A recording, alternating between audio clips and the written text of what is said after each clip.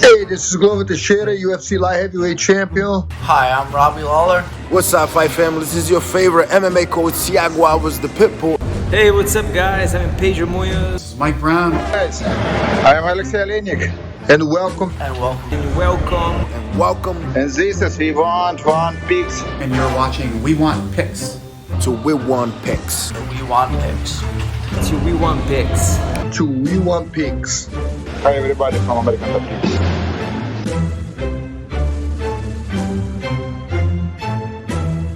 My name's Angelo, and welcome to We Want Picks. We're coming off an incredibly successful UFC Long Island. Jacob and I nailed most of the picks. We are up units. Jacob's lock of the week hit. He's up huge money because he goes all in on his lock of the week. I hit 3 out of my 5 money line bets to be up units. 2 of them were solid underdogs. Picked the Ricky Simone fight correct. Lots of really good stuff coming out of UFC Long Island, and hopefully we're going to take that with us into UFC London. This is the second UFC London card of the year, but I've got lots of bets and lots of picks for you. I'm going to break down this entire card, give you insight into every fighter, every fight, and I'm going to give you my bets. But guys, don't forget, go to WeWantPicks.com. We have membership, premium membership with exclusive content like a safety parlay, fantasy breakdowns, and all sorts of information like that. Just go to WeWantPicks.com, up top, click become a member. And also, if you want 50 free bucks, all you need to do is go to WeWantPicks.com/bets, sign up with any one of our betting partners, and we send you 50 bucks. It's literally that simple. WeWantPicks.com/bets. We have 5 partners. They all offer their own bonuses, their own promos, their own matches. And then on top of it, we give you 50 bucks as a thank you. PayPal, Cash App, Venmo, however you want it. WeWantPicks.com/bets.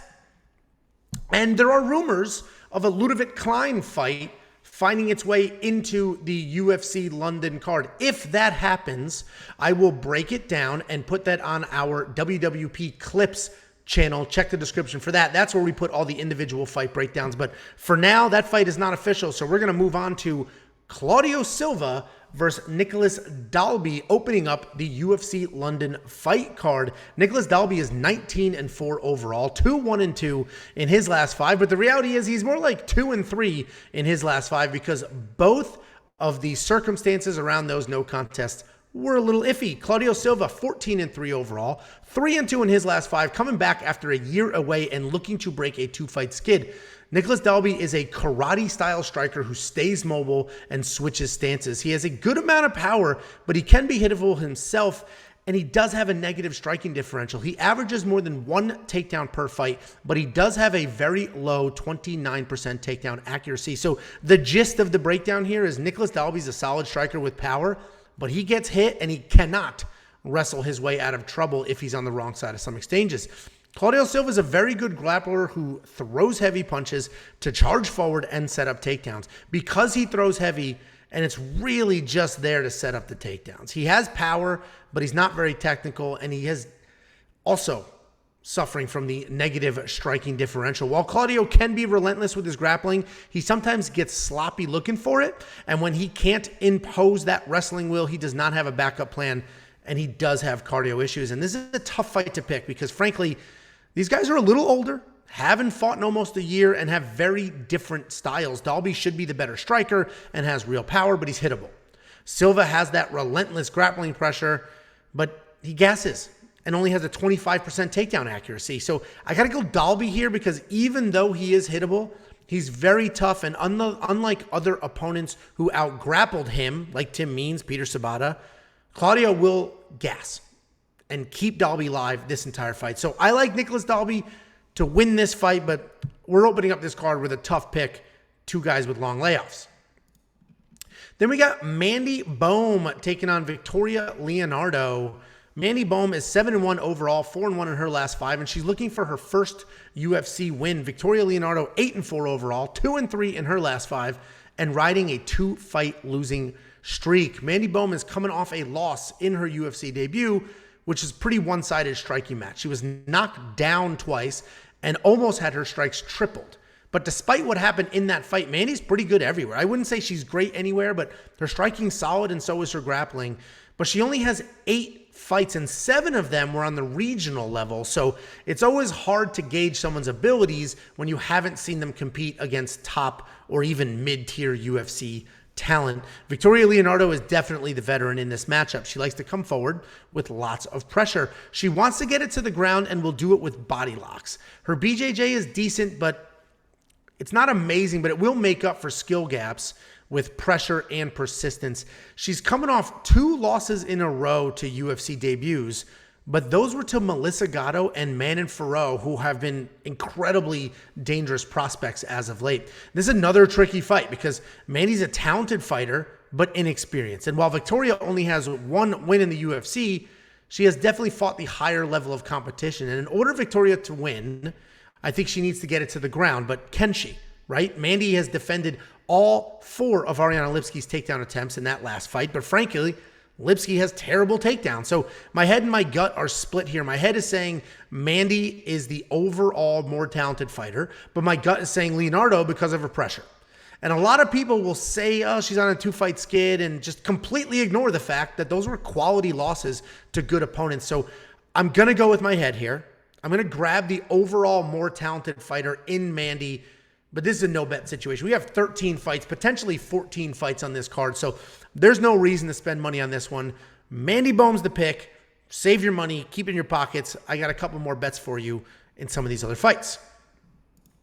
That takes us to Jai Herbert taking on Kyle Nelson. Jai Herbert's 11-4 overall, 2-3 in his last 5, and he's coming off that loss at the last UFC London event. And he's fighting Kyle Nelson, 13-4 overall, 2-3 in his last 5, and he's coming back after 2 years away. Jai Herbert's a technical striker who likes to keep the fight at range. He's got a ton of movement, and his feet are never planted for more than a half a second. He's always cutting angles, feinting, and moving from side to side. I would say that makes him an elusive target, but he does have a negative striking differential. He's coming off that loss to Ilia Topuria, but he almost doubled Ilia's strikes, and he was having some early success. Kyle Nelson's a solid striker with very real power in his hands. He's been in the UFC since 2018, but only has 1 win, and he's 2 years removed from his last fight. That 1 win, though, was very impressive. He took a fake shot, backed his opponent up to the cage, and then just unloaded with punches for the knockout. And we haven't seen much of it in the UFC, but he does have solid takedown defense, and he does a really good job reversing his opponent's shots. So somebody will shoot and he'll defend with a whizzer and he'll end up on top, or even just a good old-fashioned sprawl spin behind. He's definitely dangerous and fun to watch. Jai Herbert is sitting as an almost 3-1 favorite right now. And I get how that happened, right? People see Kyle as 1-3 in the UFC. He's coming off a knockout loss 2 years ago. But let's not forget, Jai is coming off a knockout loss too. And that was to a short notice opponent who came up in weight. So I think both of these guys have solid power, and both of them are live to knock each other out. Nelson is one of a handful of fighters on this card coming back after a year or more away, and I hate breaking down those fights because you just don't know what you're going to get. You don't know what someone's going to look like. If Kyle Nelson spent the last 2 years tightening up his striking defense and his wrestling offense, he's a killer. But if the same fighter shows up today that showed up 2 years ago, well, then Jai's going to go ahead and pick him apart. So I got to go with Jai here because even in that loss to Ilia, he looked sharp before the knockout. Again, I don't think I'm going to bet on this fight. I'm probably going to keep Jai out of parlays. 2 years away worries me, right? Kyle Nelson could come back looking like a stud, plugged every hole. The guy's a killer. Or he just showed up because he wants a free trip to London and he's going to get smoked. It's always hard breaking these down. So Jai's the pick. I'd probably leave him out of your parlays. Then we have one of the most hyped prospects in the last 10 years. We had Muhammad Mokaev taking on Charles Johnson. Muhammad Mokaev is 6-0, only 6-0 in his career. He's 4-0-1 in his last 5, and he is coming off a successful UFC debut. Charles Johnson is 11-2 overall, 4-1 in his last 5, making his UFC debut after a successful LFA title reign. Muhammad Mokaev is a Dagestani wrestler who grew up in England, and that explains the way he wrestles versus the way he talks, right? Mokaev is an incredible wrestler, and even though he's only had 6 professional fights, He had an incredibly long and successful amateur career. He's a very dominant wrestler who has great grappling and an ever-improving striking game. He's coming off that early submission win over Cody Durden, which is aging pretty well after Cody's last fight. Charles Johnson is a character. This guy's so much fun to watch, and he has a huge personality. If you have an extra 3 hours, go watch his LFA introductions and listen to how they introduce him. It's absolutely fantastic. But he is the former LFA champion, and he's a well-rounded fighter. His style is mostly striking, but he's pretty capable everywhere. He marches forward with busy boxing and solid kicks. He's got some solid power, and he just never stops coming forward. His cardio, pressure, and confidence will be an issue for a lot of people in the UFC. And this is an interesting fight because all the hype says Mokaev is the next Islam, the next Dagestani superstar, but he's only 22.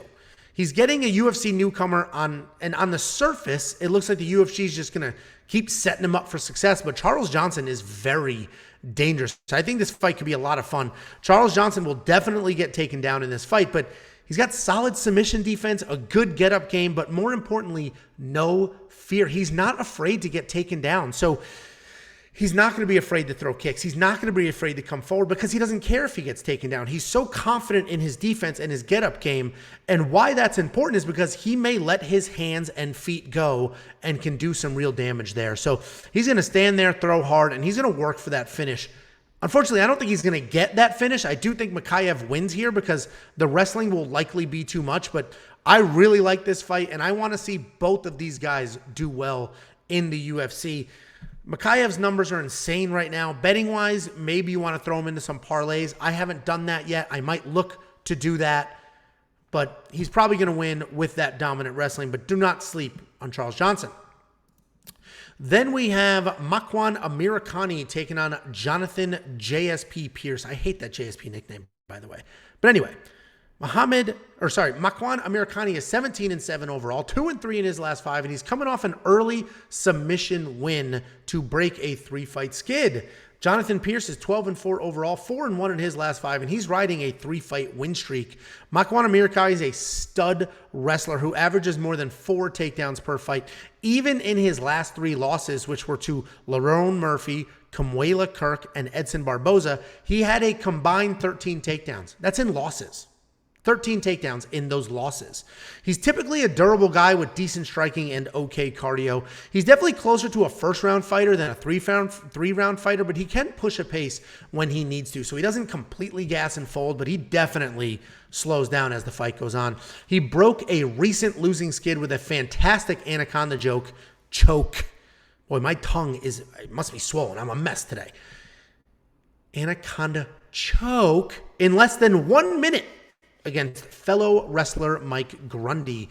Jonathan Pearce is also a really solid wrestler who sets a nice pace both on his feet and on the ground. He has decent takedowns and good BJJ. He averages almost 7 takedowns per fight with 5 takedowns against Kai Kamaka, 6 against Omar Morales, and 6 against Christian Rodriguez. And as soon as he gets his takedowns, he's just looking to strike, and he's typically looking for a TKO instead of a submission. In 16 fights, he's only been to a decision 2 times. He leaves it all out there, and it's obvious when you see his pace. He's very fun to watch, and he has a take one to give one type striking style. And this should be a really fun grappler versus grappler matchup. Both of these guys have insane takedown pressure and are happy to bang it out on their feet. And I talk about this all the time. It's easier to finish a takedown than it is to defend one. So most of these matchups will come down to who shoots first. And I think that's Jonathan Pearce. So he's the pick, but let's not forget Amirkhani just submitted Mike Grundy, who's arguably a better wrestler than most of these guys. And all 4 of Pearce's losses are grappling based. Lozon TKO'd him, which that's an embarrassing loss. Lozon TKO'd him on the ground, and 2 others submitted him. But this may be a perfect live bet situation, right? If you see Amirkhani get a couple of those takedowns early, jump on him immediately because that's going to set the tone for the rest of the fight. But I do think Jonathan Pearce gets it done. That takes us to Nathaniel Wood, and he's taking on Charles Rosa. Nathaniel Wood is 17-5 overall, 3-2 in his last 5, and he's looking to get a fight at UFC London after a whole bunch of canceled matchups last time. Charles Rosa is 14-7 overall, 2-3 in his last 5, riding a 2-fight skid. Nathaniel Wood's a good striker with solid power and great dirty boxing, but he can grapple as well. Check out his UFC debut where he sunk in a beautiful darce after losing most of the striking exchanges. He has slick upper body takedowns and great control on the ground. I love his volume of more than 6 significant strikes per minute, combined with his 75% takedown defense. He lets his hands fly with confidence that won't be taken down. So he just lets it all go, and he's just positive, hey, my 75% takedown defense is going to hold up, and I'm not going to be taken down. And he's going to need that here because Charles Rosa is a very good grappler. He does have just okay takedowns, though, but he has decent boxing. His BJJ is great, but in some cases, he can be BJJ or bust. In most fights, his grappling can get it done, but he needs to be the bully, and he needs to be on top. Meaning, if you take him down, you can control him, and you can work out a win. His last 4 losses were all to grapplers who initiated the takedown. So he's a dominant grappler who's losing to grapplers if they are initiating. TJ Brown took him down 6 times. Damon Jackson took him down 6 times. Derek Minner 4. Bryce Mitchell 3. So the biggest problem for Charles is while he needs to grapple to win, he doesn't win off his back. So he will need to initiate the takedowns. And at a low 37% accuracy, it might be tricky. So I like Nathaniel Wood in this fight. His striking should be light years ahead of Charles. His takedown defense should hold up. And if he wants to get his own takedowns, he should be able to do so without worrying about submissions on top. My only concern is the Casey Kenny loss. Casey hung with Wood on his feet, and then he used well-timed takedowns to clinch rounds. That's certainly something Charles Rosa can do and will be looking to do, but I still think Wood gets it done. And he is likely a parlay piece. So Nathaniel Wood, probably going to be the first leg of one of my parlays. Then we got Marc Diakiese. I butcher this guy's last name constantly, and I apologize. Every time I break it down, I say it differently. But Marc Diakiese is taking on Damir Hadžović. Marc Diakiese, 15-5 overall, 3-2 in his last 5, and he's coming off a dominant grappling win. Damir Hadžović is 14-6 overall, 3-2 in his last 5, and he's coming off that win over Yancy Medeiros last year. Marc Diakiese is a very good kickboxer, and he's coming off an incredible win over an amazing kickboxer, but what was most impressive about that win was his grappling. He worked in an incredible 11 takedowns with 12 minutes of control time. Striking-wise, he's got a ton of power, and he sets everything up with leg kicks and body shots. He's a guy who likes to invest early for a payoff in the later rounds. He's very durable, but he does have holes on the ground. Damir Hadžović is an okay striker who marches forward, throwing short punches designed to get you against the cage so that he can take you down. If he gets you down, he is a hammer, and he stays busy on top. He's lost to decent guys like Renato Moicano and Christos Gallegos, but his UFC wins don't hold up as well as some of those quality losses do. Every single one of those wins was against somebody who is no longer with the UFC. Marc's last win was impressive. He showed thoughtful game planning and the discipline to execute. He's a striker at his core, but he was able to stick to the grappling and get a dominant win. I don't think he needs the grappling here, though. He should be the far better striker who, let's not forget, lost a very close 29-28 decision to Fiziev. And that, yes, it's a loss, but that looks better and better every single day. I see Marc winning a pretty dominant fight here, and I love a Marc Diakiese Nathaniel Wood parlay. So I'm probably going to smash those two together, turn that into a parlay. Let's take some of the winnings from UFC Long Island for that. If you guys want to follow along, obviously we do our betting video, but become a premium member. We're going to have some exclusive betting content. We already have a bunch of exclusive fantasy content. Just go to WeWantPicks.com, click become a member on top, and unlock all of that easy, awesome, available content. And opening up the main card, we have Paul Craig taking on Volkan Oezdemir. Paul Craig is 16-4 overall. He's 4-1 in his last 5, and he's coming off a come-from-behind submission win over Nikita Krylov. Volkan Oezdemir is 17-6 overall, 2-3 in his last 5, and currently on a 2-fight skid. Paul Craig's a grappler who's very dangerous on the ground, and he's proven to be incredibly tough. He's built his entire career on getting his face smashed in and then pulling off an upset submission win. He did it against Magomed Ankalaev with literally 1 single second left in the fight, and he just did it in his last fight against Nikita Krylov. Essentially, if he has any room to grapple with you, you need to worry. His striking is just okay, but he's not much of a threat, and he can be outstruck by most people in the division. Volkan Oezdemir is a striker, but more of a boxer than a kickboxer. He does have kicks, but they aren't very natural, and he keeps them low. He has a forward pressure style with legit power and volume. He throws his hands hard, and he throws them often. If you watch his fight against Jiri Prochazka, the now champion, they were basically mirror images of each other. Heavy power punchers with no regard for their own chin. Volkan actually landed more total strikes and more significant strikes in that fight. He does have a miserable takedown accuracy, though, at only 18%, but that's not what's important in this matchup. What's important here is his takedown defense. That's a very solid 80%. And I think this breakdown is the same as almost every other Paul Craig breakdown, right? He should lose.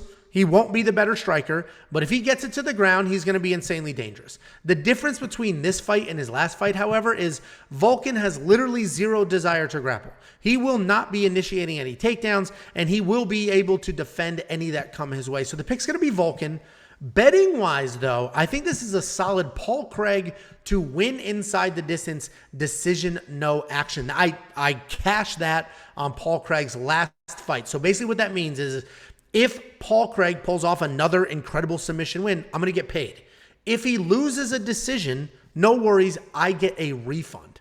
And the only betting partner that offers that is BetOnline. So go to wewantpicks.com/bets, sign up with any one of our partners, make a deposit, and we'll pay you. But for this bet specifically, sign up for BetOnline, make a deposit. I will send you $50 as a thank you for supporting us and our partner. So again, Oezdemir is the pick, but the bet might be a safety net on Paul Craig.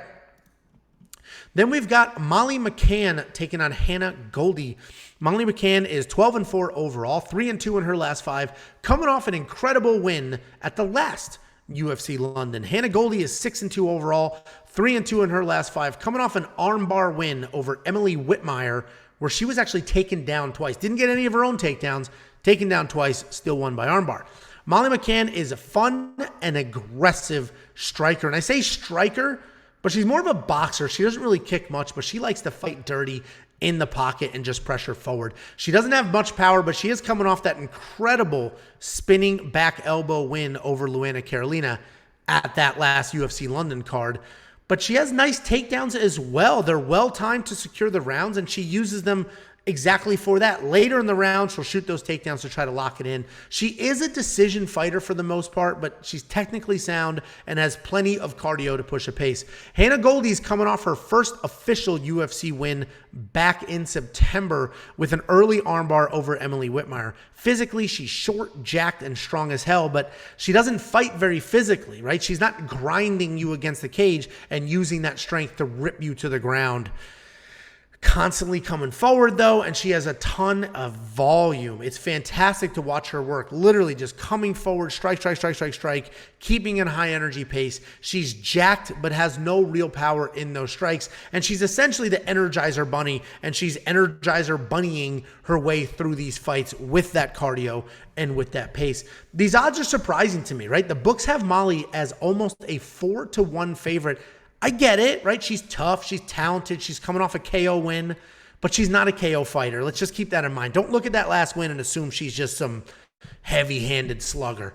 The vast majority of her wins are decisions. She wins those decisions with dirty boxing, a great pace, and well-timed takedowns. So yes, she's a very good fighter, but to be a 4-1 favorite over someone who is likely stronger, probably faster, and definitely, like statistically, has the better striking differential is surprising to me. I do think Molly wins here, but I genuinely think it's because of the crowd. Her Luana fight was almost like a WWE fight. The crowd got behind her, and it was like you just like saw her hands shaking in the air with the crowd, and she just got stronger and stronger as that fight went on, just feeding off that energy. And that's a ridiculous comparison to the WWE, but like genuinely, she rose to the occasion of fighting in front of a hometown crowd, and I do think that matters for her, and I think it matters in this matchup. I'm not going to make Molly a parlay piece. I do think that can be a bit of a trap, but Molly's the pick.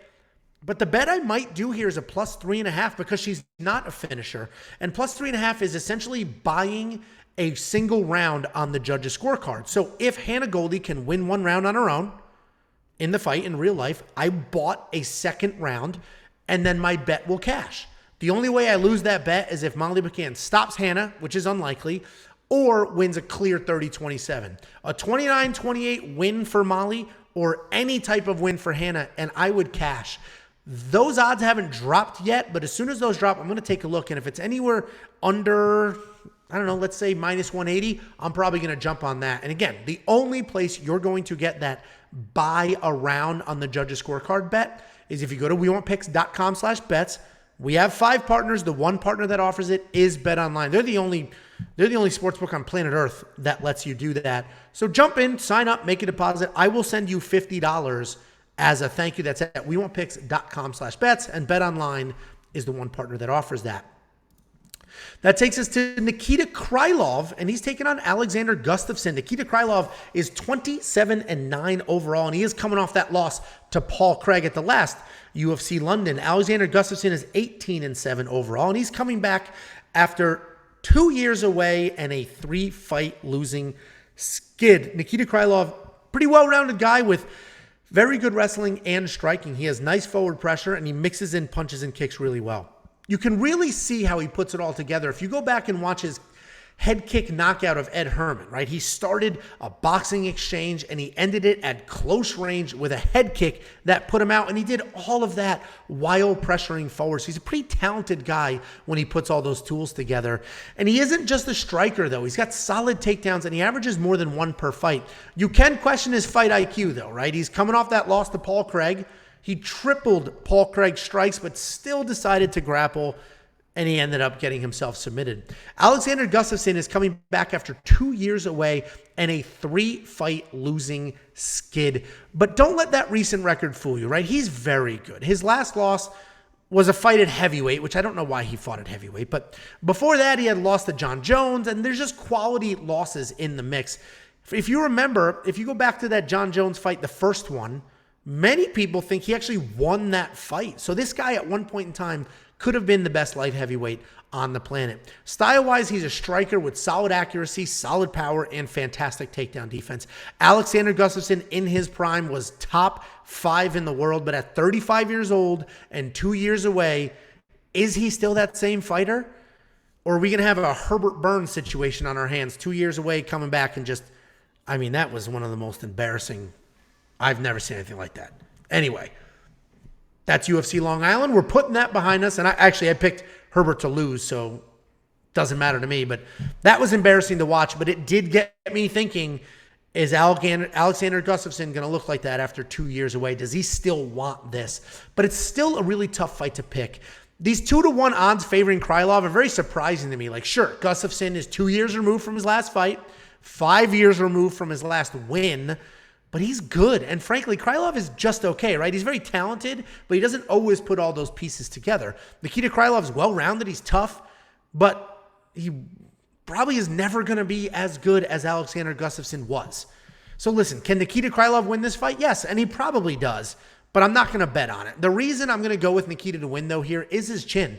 He has lost to some of the best people in the world, and he's only been knocked down once, let alone knocked out. I have no idea what Gustafsson is going to look like after 2 years away, but I imagine he's going to be older, slower, and just worse for the wear. Almost like Miesha Tate from UFC Long Island. She just looked slow, didn't really have it, just looked like a shell of herself. That might be Gustafsson here, but he may come out. I talked about it earlier. Betting these guys that have been gone for a while is just a trap. No bet here. Nikita is the pick. I would love if Alexander Gustafsson looked great, though, but I just don't see that happening. And that takes us to a Paddy to Paddy. We got Paddy Pimblett taking on Jordan Leavitt. Paddy Pimblett is 18-3 overall, 4-1 in his last 5, riding a 4-fight stoppage streak. Jordan Leavitt is 10-1 overall, 4-1 in his last 5, coming off a close decision win over Trey Ogden 2 months ago. Paddy Pimblett is a hot prospect coming off a pair of very fun UFC wins. He's a pretty well-rounded guy, and he's got lots of experience despite this only being his 3rd fight in the UFC. He is pretty hittable, and he has a 0% takedown defense, but he does have solid striking offense with a ton of volume. He's a very smooth grappler who flows well on the ground and really does have the tools to be the next big thing. If he closes up some holes and keeps his personality, he can really be something special. His last win was interesting because he was outstruck 3-1. And he got cracked. So then he went to his grappling where he did pull off a submission win. But this opponent, Jordan Leavitt, is not necessarily the guy that you want to lean on your wrestling with. Jordan Leavitt is a grappler, but he is kind of a throwback to the early days of UFC. Like, he's a very good grappler, but he's very one-dimensional. He's got subpar striking and subpar wrestling. The problem with Jordan is that because his striking isn't a real threat, he can't use it to set up takedowns. And because his wrestling is less than okay at 26% accuracy, he needs perfect setups and perfect shots to get those takedowns. And that's just not easy to do. This entire fight's going to come down to Jordan's takedowns. If he can take Paddy down, I have to imagine that he's going to have a clear advantage. Paddy's listed at having a 0% takedown defense, but it was literally only one single takedown. So that's just a miserable sample size, and it's a misleading stat. Here's the reality. Paddy's not great, right? He's got a bunch of holes. He's hittable. He's takedownable. He can be sloppy, but he's very tough. He's fun, and he is getting favorable matchups. Paddy was getting outstruck in his last fight, so he grappled. While grappling is probably not a viable reality in this fight, neither is getting outstruck by Jordan Leavitt. So I think Paddy's day will come eventually, but it's not going to be this Saturday. I see Paddy winning what will probably be a fun decision. Minus 250 odds are pretty solid, and Paddy might be worth a moneyline bet here. Or if you do think this goes to a decision, you could do an inside the distance decision, no action on Jordan Leavitt. So what that means is if Jordan Leavitt submits Paddy Pimblett, you're going to get paid. If he just gets pounded on and loses a decision, you'll get a refund. So anytime I look for one of those bets, the most important thing to me is not, in this case, is Jordan Leavitt live for the submission? Because of course he is. It's more so, is Jordan tough enough to not get finished if things get tough? I'm not positive yet, but if you are, and if you're like, listen, Jordan's probably going to lose, but there's no way he's going to get stopped, then this is a perfect bet. Because just like Paul Craig, he will be live for a submission if this touches the ground. Again, you're only going to get it if you go to WeWantPicks.com/bets. 5 partners. The one partner that offers it is BetOnline. If you sign up, if you make a deposit, we will send you $50 as a thank you. Paddy Pimblett is the pick. I might do that inside a distance decision, no action on Jordan Leavitt. I'm just not positive yet if he's as tough as he needs to be to not get finished. And that takes us to the co-main event of the evening. We got Jack Hermansson taking on Chris Curtis. Jack Hermansson is 22-7 overall, 2-3 in his last 5, coming off that split decision loss to Sean Strickland. Chris Curtis is 29-8 overall, 5-0 in his last 5, riding a 3-fight win streak in the UFC. And Jack lost his original opponent, Darren Till. So Chris Curtis is doing his best Donald Cerrone impression to step up on short notice yet again and save the card. Jack Hermansson is a great grappler. If he takes you down, he's pretty dominant from there. His striking is solid, but he's not going to be KOing anybody anytime soon. What I like about Jack is that he will stick to his game plan and have success. He took Shabazian down 3 times in a win, Marvin Vettori down twice in a loss, Jacare 3 times in a win, and he's just not afraid to put himself in harm's way to get takedowns and make something happen. What I don't like about Jack Hermansson is his takedowns. He's coming off that loss to Sean Strickland where he went 0 for 8 on takedown attempts. And, you know, I want to start this off by saying I'm only 1-2 in picking Chris Curtis. So I'm on the right track here. I picked him to win in his last fight. I'm heading in the right direction, but I have picked previous Chris Curtis fights wrong. So let's just assume I'm heading in the right direction here, though. He has nice, clean boxing, decent takedown defense, and an ever-improving takedown offense. He's got solid power in his hands, and it comes from short, clean punches, which will catch people off guard. He has solid light kicks. He'll touch up the body as well. He does take his time with shots, but he's always moving his upper body to stay out of the way or really to set up some of his offensive strikes. We've seen him outside of the UFC struggle with pure wrestlers, but inside the UFC, he's had incredible success against grapplers. He beat Brendan Allen, Phil Hawes, and more recently, Rodolfo Vieira. And I'm torn here. I actually bet on Chris Curtis, right? Because Jacob, I'm not the only person on this channel. Make sure you watch all of our videos. But Jacob has been screaming from the mountains ever since they announced this fight, because Chris Curtis, it was either even or a slight underdog. And Jacob was screaming, you got to bet on Chris Curtis, bet on Chris Curtis. So I did, I followed. But now I do have some buyer's remorse. Like, yes, Chris Curtis basically just won this exact same fight. He just beat a phenomenal grappler. He defended the takedowns and he looked good doing it, but he was gassing out. He was getting outstruck. And you could argue that his only saving grace in that fight against Rodolfo Vieira was the point deduction. And I mentioned earlier that Jack went 0 for 8 on takedown attempts with Sean Strickland. But what I didn't mention was that in a striking-only fight with a busy striker, Jack Hermansson won a round on 2 scorecards, and he won 3 rounds on Sal D'Amato's scorecard. But the point being, Jack can also strike. And now I do have some buyer's remorse on my Chris Curtis moneyline bet. I'm still going to have a very slight lean towards Chris here because Jack's takedowns are just awful, which means this will likely be a boxing match. But that pick might change come Friday. Don't forget, Chris is a welterweight, and Jack Hermansson is very good, a legitimate middleweight, and he can win this fight. So razor thin pick. I'm going with Chris Curtis. I'm going to stick with my initial gut. Then we have the main event of the evening. We have American wrestler Curtis Blaydes taking on, I want to say, English striker Tom Aspinall, but he is pretty well-rounded. Curtis Blaydes, 16-3 overall, 4-1 in his last 5, coming off the knockout win over Chris Daukaus. Tom Aspinall, 12-2 overall, 5-0 in his last 5, and he hasn't lost since 2016. Curtis Blaydes is a fantastic wrestler who averages more than 6 takedowns per fight. He's a heavyweight who wrestles like a welterweight. He's got fast, clean entries to double legs, and when he touches those legs, he just runs right through them, Jordan Burroughs style. Heavyweight wrestlers like DC, who is an Olympian, are usually looking for trips or throws, and heavyweights train those offenses and defense. But Curtis has so much success with his style of wrestling because he drops those hits, he takes clean shots, and most people are just not prepared for that at heavyweight. But wait, there's more. Curtis Blaydes can also strike. We saw that in his fight against Chris Daukaus. He doubled Chris's strikes in the first round and knocked him out clean in the second round with 0 takedown attempts. Tom Aspinall is a very good striker who has famously spent time training with Tyson Fury. For a heavyweight, he has excellent hand speed, good defense, and a diverse attack style where he mixes in kicks really well.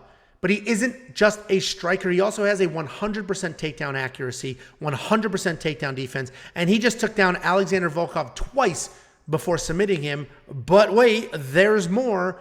He also has a 100% finish rate, which is solid at heavyweight. Tom Aspinall has made it clear that he is a top heavyweight in the UFC. The Volkov win was spectacular, and that was just a great win over a ranked opponent. Before that, he had the submission win over Andrei Arlovski, which was also really impressive. But if we're being honest with ourselves, we can recognize that those are great wins, but over-aging vets that are on the downslide of their career. A win over Curtis Blaydes would be insanely impressive, and it would be a win over a true contender in his prime, but it's not an easy task. Blaydes showcased his boxing in his last fight, but he's still a grappler, and like many other striker versus grappler matchups, this entire fight's going to come down to takedown defense. So far, Aspinall has a 100% takedown defense, but he only defended 2, and they were both from Sergey Spivak. Curtis Blaydes has next level wrestling, and I think that's going to be the difference here.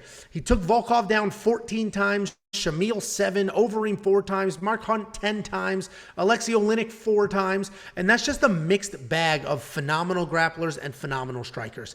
I like Blaydes to have some success on his feet, but ultimately get the takedowns and get the win. I do have a money line bet on him as an underdog, and I'm looking forward to his eventual UFC title shot. Guys, let me know your picks in the comments. Join the free Discord. The Discord costs literally nothing to join and become a premium member. Go to WeWantPicks.com. At the top, click Become a Member. We have all sorts of exclusive betting tools, exclusive DFS content, and other things to help you make money watching fights. It is $10 a month, which means it's only $2.50 a week.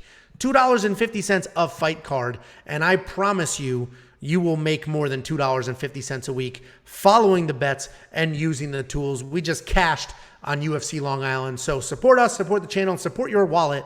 WeWantPicks.com. Click Become a Member at the top, and as always, if you want to go to UFC or WeWantPicks.com/bets and sign up with any one of our 5 betting partners, I'll send you $50 as a thank you after you make your deposit. We will see you guys later this week with all of our content for UFC London.